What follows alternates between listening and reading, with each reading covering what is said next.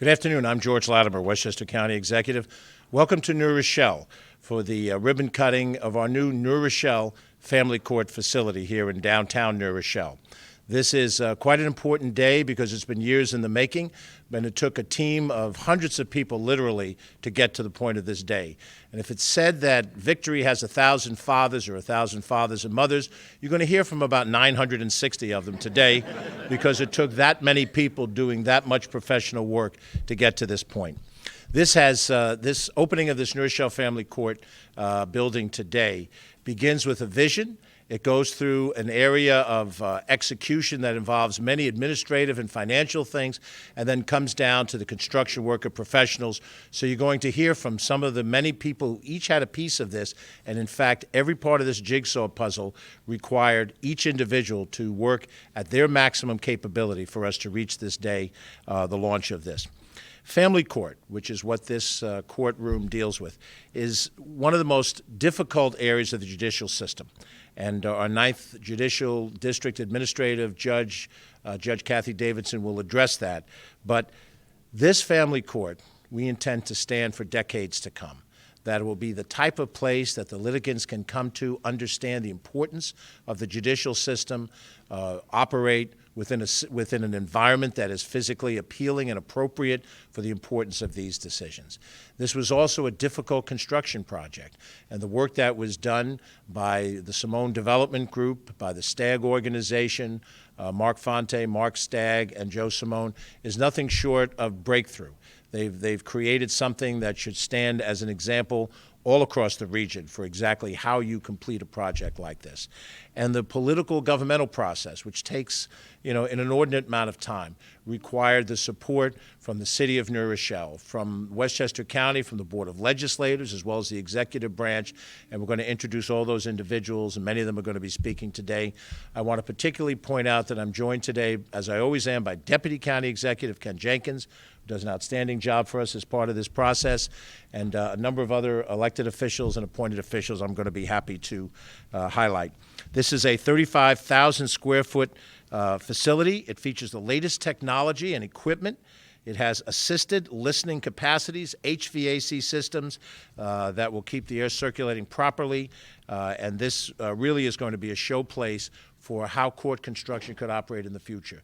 Many of our commissioners who are here, from probation to Department of Social Services, corrections, and so forth, will have elements of the services that are going to be provided here, but the core of this is through the Office of Court Administration and our 9th Judicial District Administrative Judge Kathie Davidson. I've known Kathie for a long time. Kathie lives in this community. She's a woman of color, and she has gone through all the barriers that are set in the society for women and also a person of color. And she has done that with her legal skill and her legal ability. She's gone on to become a judge, and before she achieved this, she practiced and she adjudicated in this particular level of judicial work as a family court judge. She's represented clients and then now as a judge, and she had the passion. She had the vision before any of us did that there needed to maintain a regional court in New Rochelle, not just to collapse the court and put it in a central location, which has certain types of advantages, but it needed to be here in New Rochelle. It needed to be accessible to the people of Mount Vernon and New Rochelle and Pelham who are going to come into this court. So if there's any person here who had the vision to make today happen, it's our first speaker, Judge Kathie Davidson. Your Honor.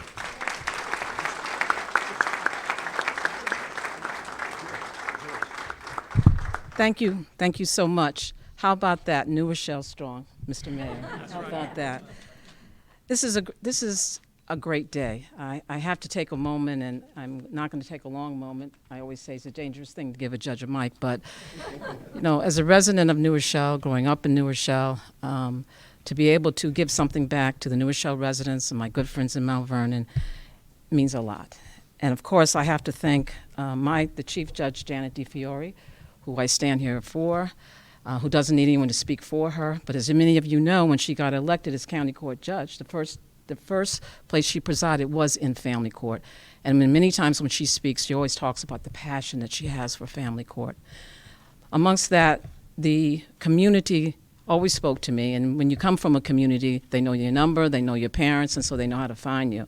And so the NAACP, which I'm a life member of, was the community voice who consistently said, we must keep this courthouse in the community. We have the Honorable Pearl Quarles, who's a member, Mark McLean, the president, and Dr. Walbrough. They spoke with me, the previous administrations, to say that we have to continue to do this great work. I've also said I know that I have this great feeling and passion for the family court, because I think about when I practiced in family court, I would sit there over there representing my clients and said, who does this? You know, as a judge, you always go to the federal buildings, you go to all different courthouses, beautiful, marble, and I said, why? Why can't we have the same for all people? And this is when we say, we don't march to say lives matters, we act as in other ways to say lives matter. And this is what we say when we talk about today. I can always say thank you to George Latimer and Ken Jenkins, who we text all the time, and I would say to myself, okay, we're going to another visit. Had Diane Atkins road tripping around New Rochelle. She thought she wanted to come back. We said no. But it's a great thing. And then to work with my mayor, who had that vision, and all the county legislators who let me come onto the 8th floor and talk about the passion. And you know what I always say, when you grow up with a Southern mother from New Orleans in a house of 3 brothers, you learn how to be persistent to get what you want. And so I use those tools coming up, and I didn't know they were training me for these kind of things. So I know that you say, well, what difference does it make? It makes a big difference. When I talk to young people and I talk to them about it, I say, we just want people to see me, to see them. And just as I would always tell my young clients, when you come to court, I want you to look a certain way because I'm going to look a certain way. And I always tell them that. And they would say, why, Judge? I said, when you see me, you want me to look a certain way when I speak to that judge. You don't want to see me, even though I might have a nice pair of jeans, you don't want to see that. You want to see the Kathie Davidson who's going to stand up there and advocate for you. And that's what this building represents. We see you. We see you. And so many people look at changing things, social change. Well, we're making social changes. We see you. The Chief Judge reimagining the court system. This is reimagining the court system. And these same things that we do today, we continue to do. Marian White Edelman, as you know, is a great child advocate. And she always says when she talks about in her speech, we can do better. We can do better. And she always talks about how we have to show dignity, respect for our youth and our families. And that's what we've done today. And that's what we've done today. And so I'm going to end here, and I want to make a special acknowledgement to the supervising judge of family court, Joe Agito, who came down here from Dutchess County, probably has some great Italian pastries for all of us. So we'll have a treat. But I just don't want this moment to be lost, because there are other great things that we need to do. And the partnership, and we are a family. And I say when you grow up in big families, you learn to fight and make up, and that's what you do. That's what we have to do. But at the end of the day, this is what happens. So I'm going to close with a quote from Ms. Edelman, that great advocate. Obviously, I'm a fan of hers. If you don't like the way the world is, you change it. You have an obligation to change it.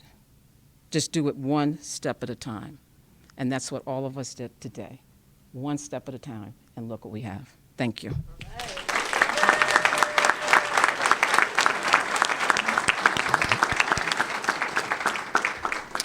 And Your Honor, before I go on to the next speaker, I don't know how long you and I are going to live, but I know that every day I pass by this building, long after I'm out of public service, and when you pass by this building, I hope you will see it the way I will see it. This is a tribute to you and what you've accomplished in your career as a jurist and as a lawyer. Your accomplishment, my friend, your accomplishment.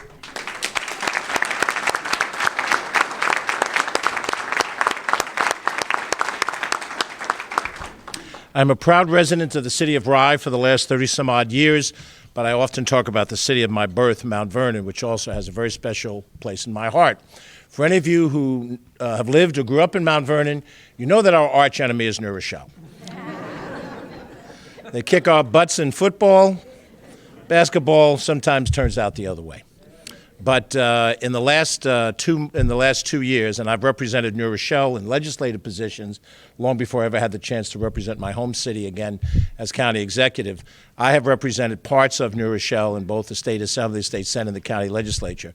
But in the last 2 years, round numbers 2 years, A boy from Mount Vernon and a boy from New Rochelle have worked in close coordination because of the things that have hit this city in ways that it hasn't in every other city. And knowing that we had this open-ended question of what would we do with a family court, when I was a legislator, I signed on to letters that said we ought to keep this. But then it fell to our new administration to figure out how to actually implement it, as it fell to the administration of the city of New Rochelle to determine how this court could stay here and how it could help this city thrive.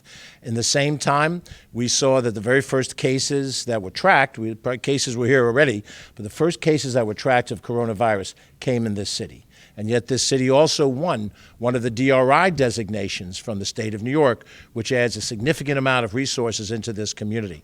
So many things have been happening that have linked the boy from New Rochelle and the boy from Mount Vernon. So I'm very glad to have that boy from New Rochelle, the mayor of this city, Noam Bramson, here for a congratulatory moment, given all the other moments we've had in the last 2 years. Mr. Mayor. Well, I certainly hope people continue to refer to me as a boy for many more years to come. That's always very pleasing. And as you can tell from my physique, I am personally responsible for New Rochelle's dominance in both football and basketball. And so I'm glad you directed that personal compliment towards me, County Executive. And I have to add to George's accolades for Kathie Davidson. I think, the three of us have been friends and colleagues in one capacity or another for 25 years or more. And to come to a moment like this, which I think all of us will remember as long as our careers may last, is really enormously satisfying. And it's a pleasure to stand with you on an occasion like this.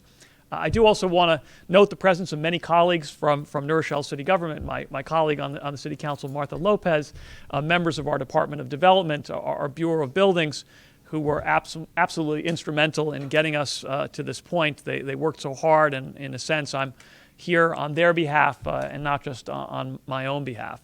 And, as George and Kathie noted, a facility like this is vitally important to the community we are today and vitally important to the community that we're building, the community that we want to be tomorrow, because these are some of the most critical services that define our lives.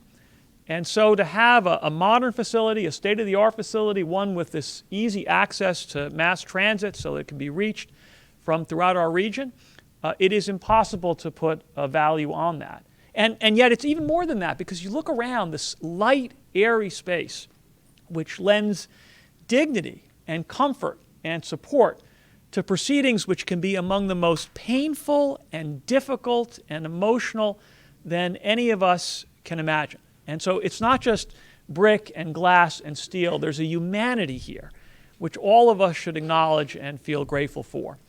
And the last thing I'll say is nothing about this was a foregone conclusion.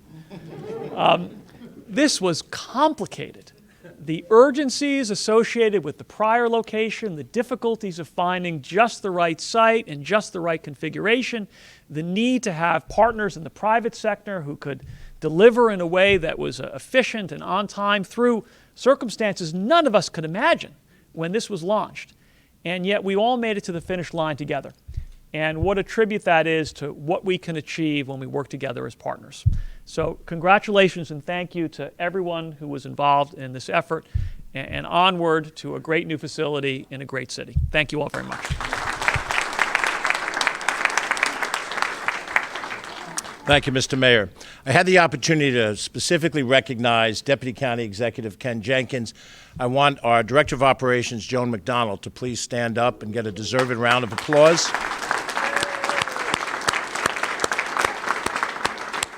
And while I'm at it, Diane Atkins, Crystal Collins, Chris Steers. I have a whole communications team here.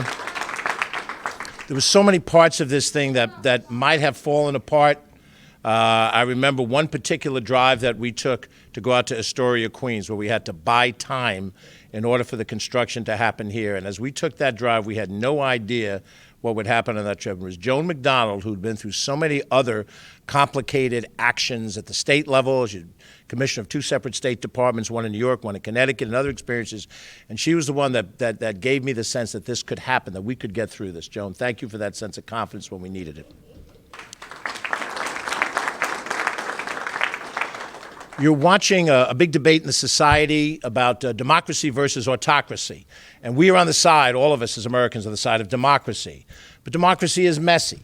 And democracy creates a system of planned checks and balances so that the premier or the prime minister can't do just what they want whenever they want it. And there are countries in the world that have that kind of power residing in the executive. We don't believe in that in America. And even when you become an executive, you realize that you must have a partnership with the legislative branch. Right now in Albany, they're closing out their legislative session, a complicated session. In Washington, they're dealing with complicated issues. So we in Westchester County have a legislative branch. I served in it. Ken served in it. Our county attorney served in it.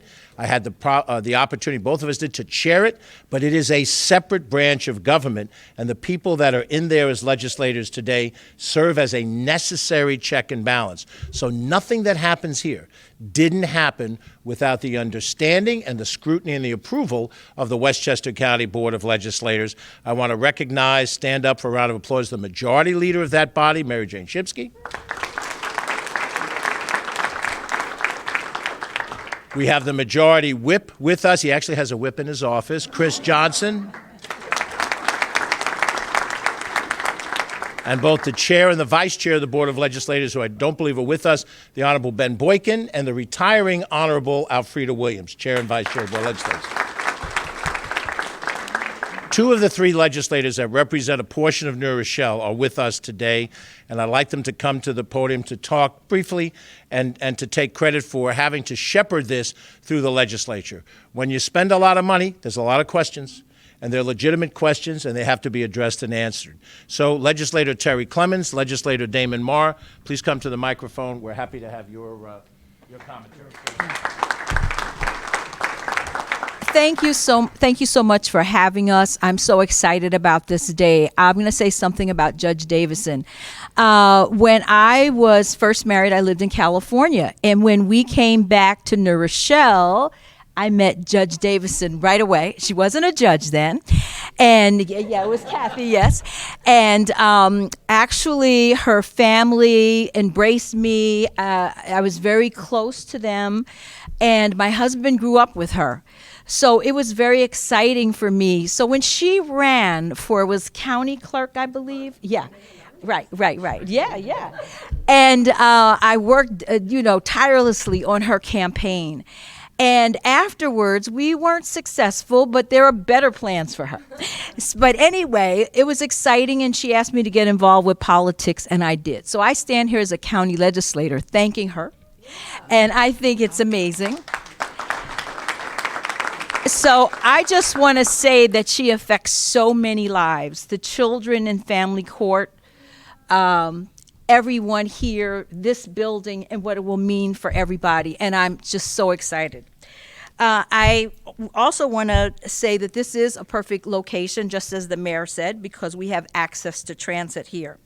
But I want to especially thank the county government and the local government, Noam Bramson, and all that he did to make this happen, the Office of Court Administration, and the entire community. The NAACP was very active in making sure that the court stayed here, and I want to thank them also.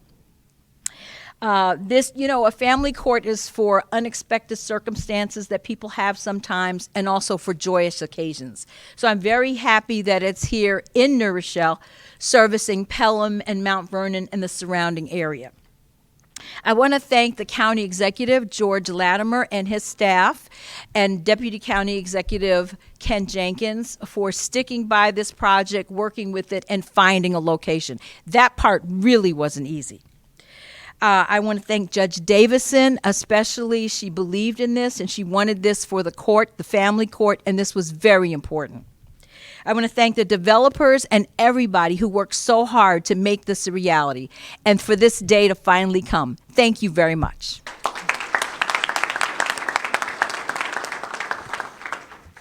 Thank you. And I guess this is pretty much just a fashion statement now. It matches my suit.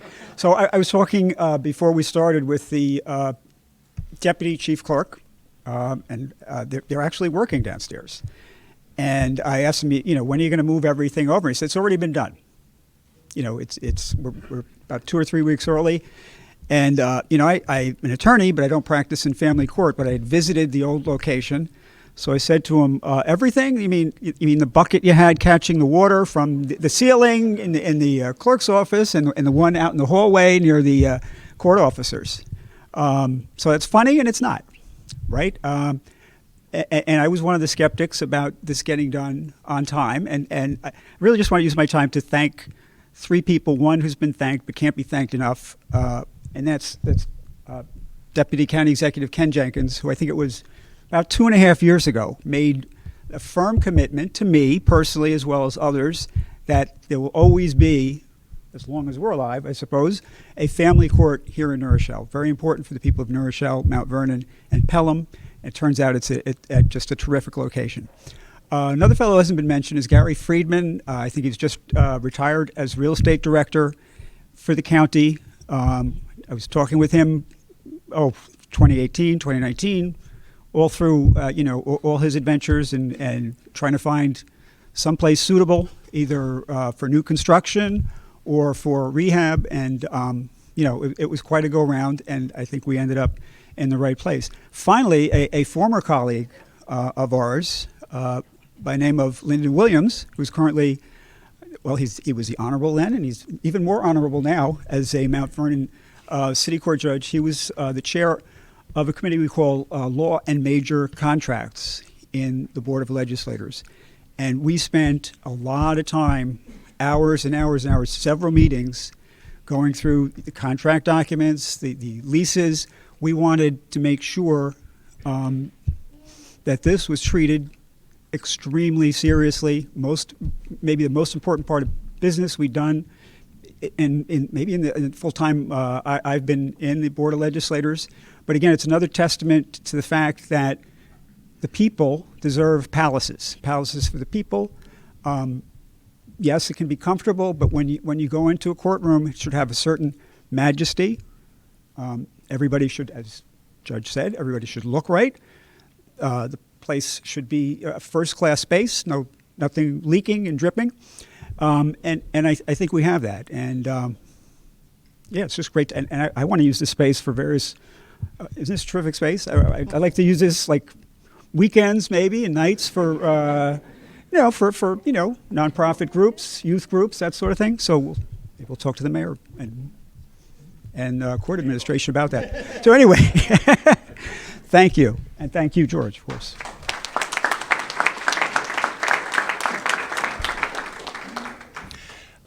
When you run for county office and you knock on doors, people will say to you, maybe one out of every two doors, what does the county government do? Any of us who've ever run for county legislator, they have an idea what the federal government does. They have an idea what their local government does. I see one of the Yonkers City Councilmen, Anthony Moranti, who's here. They understand the city provides police and fire and sanitation, and they know the federal government does everything we see on TV at night. But they don't always know what a county government does. And when you think about what the county government is tasked to do, we treat your sewerage, but you only really think about it when something goes wrong. We're responsible to run a county jail, and quite a lot of Westchester residents never interact with the county jail. But it's an important function that we're tasked with doing. One of the functions that we have is to have a county department of probation, which ties in as part of the criminal justice system, both to the county corrections department and to what happens in the court system. We have here the commissioner of probation, Rocco Posey, who's had this job. He's also had carryover responsibilities in the correction function.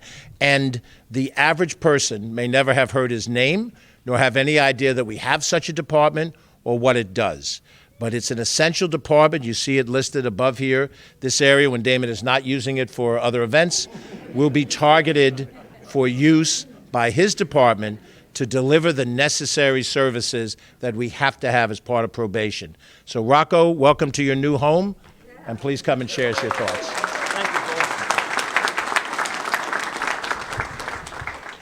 Thank you, boss. I think one of the biggest kept secrets in the justice system is the role that probation plays, and more importantly, the role that probation plays in servicing the family court.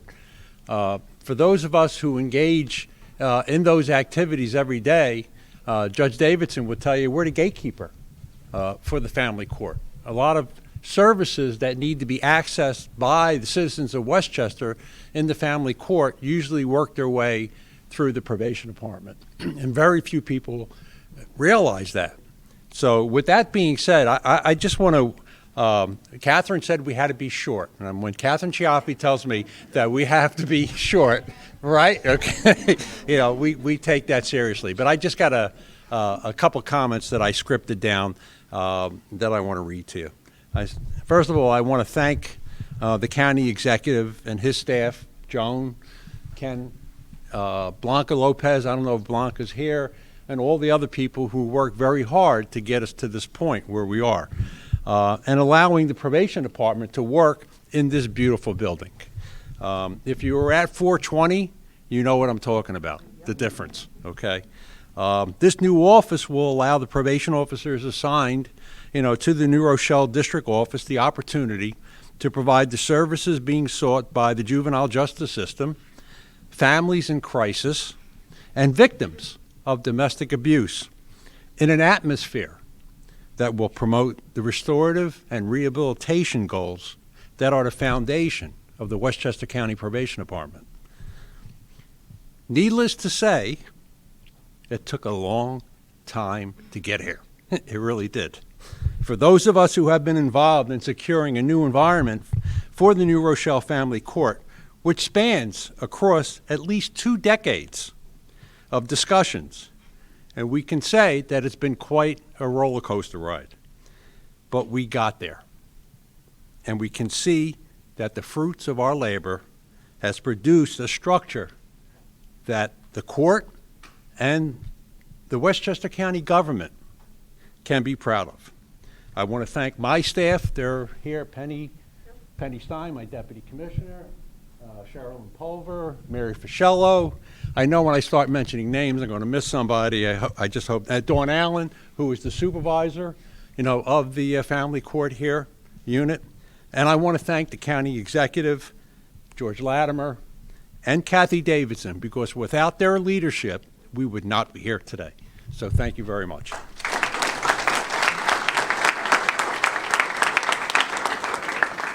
I want to thank Rocco and the members of that department that were identified for their tremendous service. As Kevin Plunkett, who's a senior executive with Simone Development, will tell you as the prior deputy county executive, our administration has kept many of the leadership that we inherited when we first came into office. And Rocco Posey is an example of that. My next speaker is an example of that. And all throughout this government where we've had talented people who have been doing a good job, we have kept them there to do that good job, and when we had openings, we promoted from within the company, within the government, outstanding people. It tells you that the talent of the professionals of this county continue on. And if I have a wish, it's to depoliticize the professionals. There are things that we debate in public life between the two political parties, and that's appropriate debate in the society, but not the professionals who provide the day-to-day. They should not be subject to that type of political concern, and that's why I'm glad that Rocco was able to continue on in his capacity. And now I ask you to say hello to the head of our Office for Women, who's also served in prior administrations, my friend, but also a talented professional in her own right, Robi Schlaff. Thank you. So the Office for Women provides direct services, free, confidential, bilingual services to victims of domestic violence, sexual assault, and elder abuse. And we were fortunate to be located at the Yonkers Court, not so fortunate at the old Yonkers Court, but then the new Yonkers Court, and in White Plains where we have the Family Justice Center. But there was never room for us in New Rochelle. And now we have this unbelievable suite, which you guys will all see when you take your tour, where we can provide our services to victims in a dignified, safe, comfortable way. And we work closely with probation. They do some of the petitions. We do some of the petitions depending upon what they're for, but then we also offer other resources, direct resources for counseling, for visitation, for the needs of, as we have all been saying, families in crisis. And this is a great, great day. We all have been working together for at least 25 years. And to be at this point, Kathie and I were hugging each other. You know, I said I made her nominating speech when she ran for county clerk. And I don't even know what year that was. And George and I, we've all been working together for all these years. And to be here at this day and to see this incredible courthouse is just phenomenal. So thank you, George, Kathie, all the people, Kevin, my former old boss, and everybody who made this happen today. Thank you.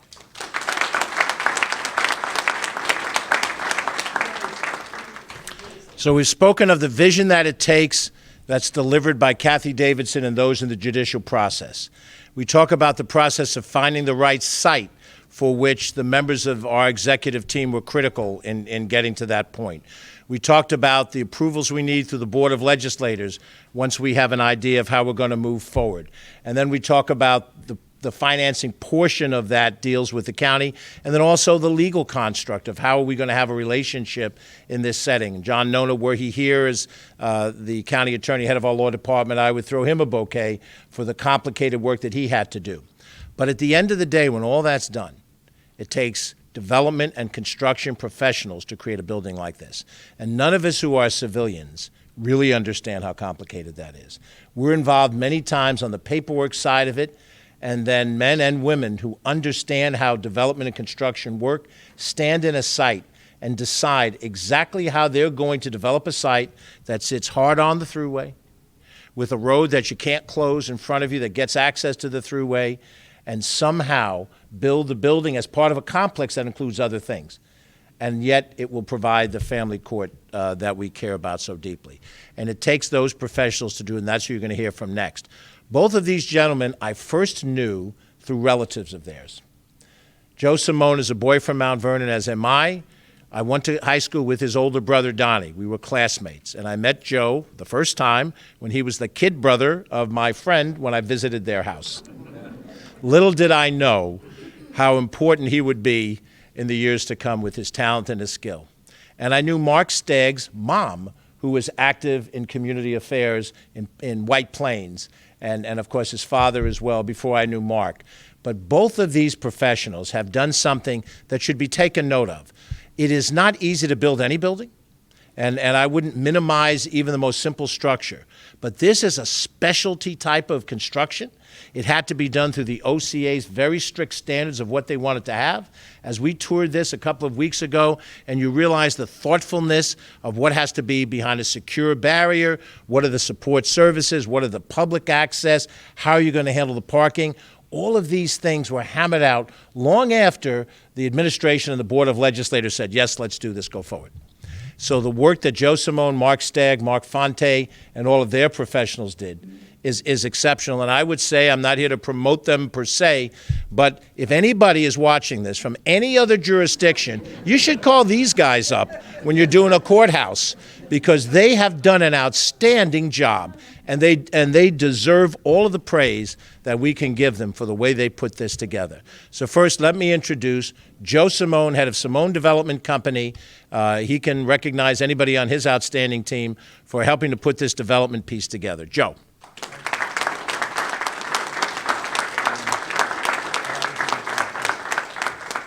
Thank you, and thank you for acknowledging, of course, Mount Vernon, where we both grew up, as well as Janet DeFiore back in the day.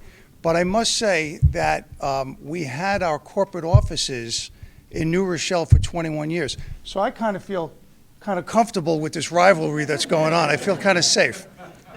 So, you know, it's not always easy coming at the end of such wonderful speakers. You know, I mean, you guys really do a great job, but I'll do my best. I need to thank some very important people here today. But I must first start to tell you that the construction and development business is not an easy business. It's a difficult business. So it takes a team, and it takes teamwork to get this accomplished. And I must say that this team that we had, and the team that I'm talking about, first and foremost, I must compliment Mark Stagg and the entire Stagg organization that really did the heavy lifting with the construction. that were really in the trenches.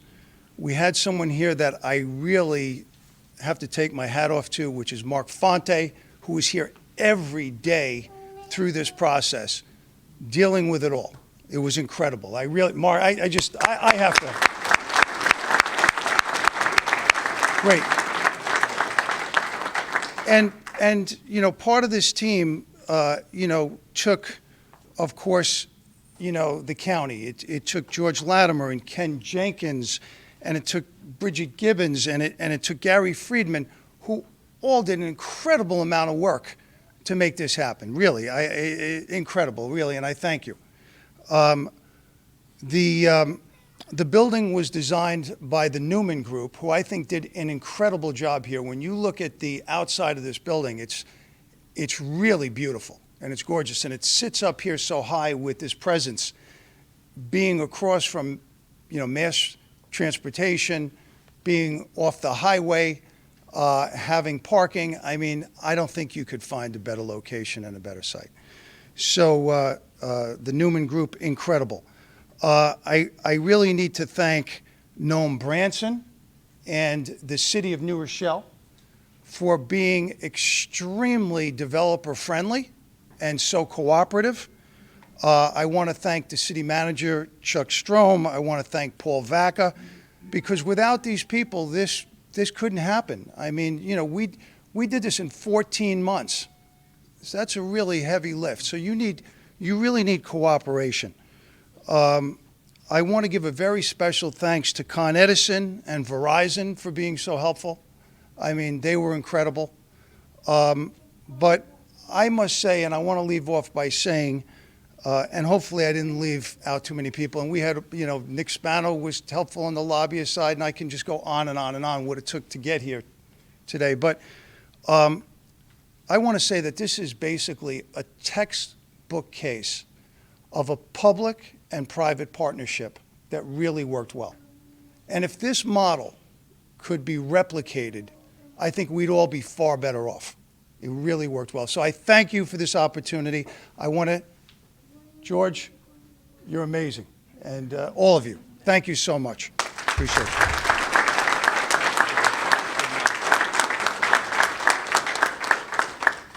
I, too, want to repeat the shout-out that Joe gave to Nick Spano, Senator Nick Spano, and the role that he played at a very critical point in this of putting the right people together around the table.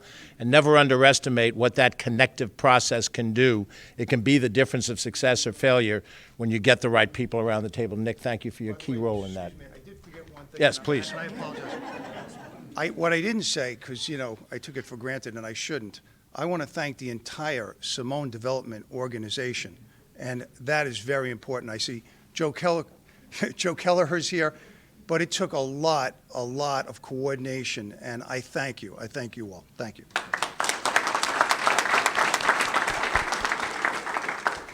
So as a local hack politician, I do the rounds of senior citizen centers to grip, grin, give out cookies, lately masks, and hand sanitizers. And there's a facility on Bronx River Road in Yonkers that during my Senate years I would stop by once a month religiously, the Scotty Center. And I saw across the street from the Scotty Center a building rise from an empty hole in the ground to a building. And I asked somebody who did that building, and they said, well, that's from the Stagg organization. And when I heard that that was the organization that was going to be involved in this partnership for construction, I had a sense of confidence and a sense of comfort. As I mentioned, I knew who Mark was through his family before we got involved in this thing, but it gave me a sense, and every time I'd stop by, I'd just drive by, and another Yonkers boys would do the same thing. We'd drive by, we'd watch the building go up. You have a confidence level. I drive by this building, I watch it go up. Sometimes I'd park across the street when you could and look at it and go, are we okay? There's no way for a civilian to know, but Mark, you made me feel like it was going to be okay. Mark Stagg. Thank you, everybody. What a special day it is. You know, from the inception, you see how many different levels it takes. From an idea, they had an inadequate space. How do they move on? And, you know, when you get a phone call, I had control of the property probably a few years ago, and like everybody else is going to build a residential building. Why not? That's the simple thing to do. And when you get a phone call from Joe Simone, and and he says, "Hey, Mark, we've got this idea." George reached out to him, and at first we weren't sure. It's complicated. Is it ever going to happen? There's just so many complexities. And then, as momentum started to build, it really became inspiring. That we had the chance and the opportunity to do some great work that can make a positive impact in so many lives on a daily basis. So we had to deliver this project on time, on budget, and they gave us 14 months. And then COVID hit. And we paused for a moment and we said, do we still have that same deadline? Is that, are they going to hold us to the contract? Do we still have the same deadline? We paused for a moment, we rolled up our sleeves, and I want to compliment the workforce that, during COVID, all the professionals, a lot of them stayed home and they stayed in their living rooms. The workforce didn't have an option. You can't build a building in your living room. You have to get up and you have to go to work. So myself being inspired, we tried to inspire the workforce and keep them going through that difficult time. And I've got to, point out that this building was finished in the wintertime, and this is a cold corner. It's a concrete building, and the wind comes off the sound. And there are a lot of cold days. It got dark early, but we had that deadline that we had to push. And Mark Fonte, I'll tell you what, some people might call you a little annoying, I'll tell you what though, but it was a good annoying. Because when you'd call me up and you'd tell me, Mark, I need 10 guys, I need 5 guys, you got to come over here. We got an issue. And, construction, obviously, there's complexities all the way through. And I must point out, I've never worked in all my entire career with a city that was so welcoming, that we made our minds up, we had a mission, and we had to get this done. And so that was a real pleasure. Thank you to Norm and the city, the building department. George, with your leadership and your vision, I always said as you did your walkthroughs, that this is part of your legacy. Also, your legacy as well. I'm glad that I could do a small part and deliver this product. So I'm humbled today. Thank you very much.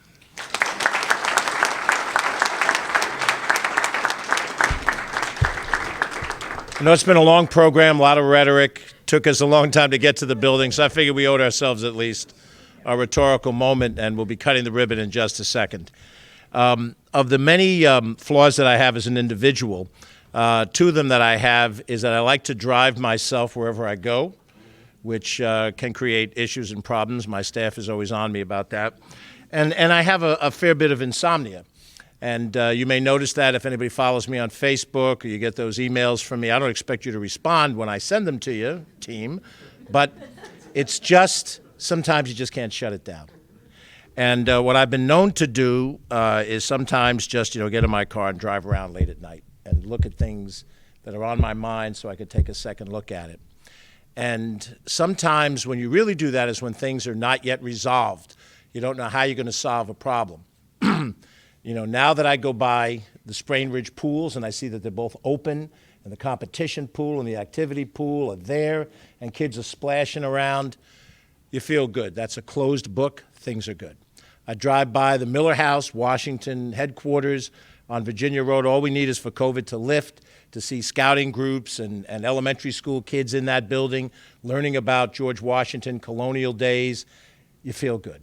You take a walk, no, I don't do this at night, at the North County Trailways, and you see the improvements, and now it's safe and people enjoy it, particularly during COVID. People want to get out, and it's a positive thing. And there was more than one night while we were debating about what to do about this thing. I get in my car. It's easy to do the sound show when you live here. And I drive down, and I'd go past the various places that were under consideration. This empty supermarket, this supermarket's going to be empty. I think the New Rochelle police were wondering why I was going around the underground New Rock parking lot by what was Stop and Shop, because you want to get it right. You want to get it right. For me personally, I have an opportunity that's been given to me for a limited period of time, and while I have that opportunity, I want to get it right. I want us to do the things that we know we have to do. We had to fix the Miller House. We could not let that collapse. We had to open those pools. Those kids deserve to have that pool. We had to fix the North County Trailway, and now next stop, the South County Trailway. And we have things to do that have nothing to do with physical improvements. And we have things that are physical improvements that are invisible to you, things at sewer treatment plants that have to be done in those neighborhoods. This had to be done. This court had to stay in New Rochelle. It had to be exactly what Kathie Davidson's vision was. And you drive around late at night and you ask yourself, are we going to make it? Are we going to get through this thing? And we did. And that's the story and the message that, just as Joe said, it can work. It doesn't work because government makes it work. It works because government and the business community and the not-for-profit community, which will be represented here in helping some of the people that will be before this court. Keep in mind what was already said. Who's going to be sitting here in the future? Those families that have issues of child neglect, child custody and support, domestic violence, juvenile delinquency, adoption and guardianship, issues that roil a family, that make it difficult for people to just survive every day. Driving around late at night, that's what it was. Can we find the place to get this done?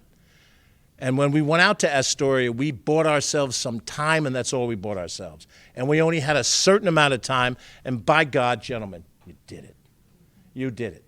And as I said, this is going to be Kathie Davidson's legacy as far as I'm concerned. I'm going to be driving around Memorial Field later tonight.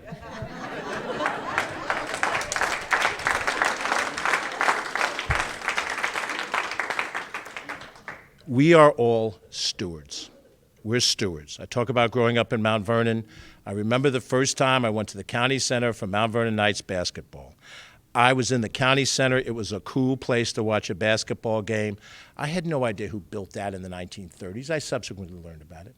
I went to Playland as a kid on a bus that came out of downtown Mount Vernon, and I enjoyed Playland as a kid and later on as a teenager. I had no idea what public policy created Playland. No idea. When I'd go to the Kensico Dam, I could see it was a big dam and it's holding back water that we drink from, but no idea of how that got put together because somebody whose name I don't even know was in a position of authority in 1927, in 1932, in whatever age these things happen, to make these things happen. And in the year 2080, nobody's going to remember who in 2021 stood at this podium, but what they'll see is the end result. That's why we're stewards. And when I think of what Ed McCallion accomplished, what Andy O'Rourke accomplished, what the people we named those rooms for in our offices, William Blakely, what he accomplished, and Herbert Gerlach, those names are gone, but their accomplishments aren't gone. And if their accomplishments aren't gone, then they're not gone. And that's what today is. This is us being good stewards, doing what we're supposed to do, doing it the right way, doing it cooperatively, and God grant us the opportunity to do more things like this while we have the time, both in our positions of authority, whatever they are, and during our time on this planet. Thank you, and let's cut a ribbon. All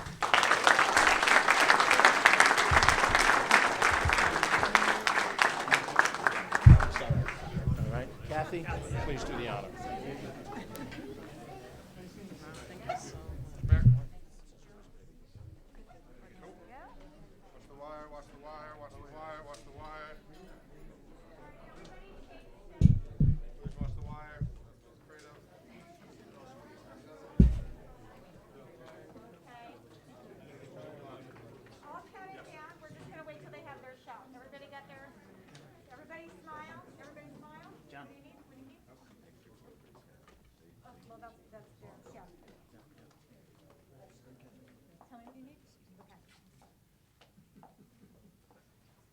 Live camera here? Okay. All right, everybody ready to cut it?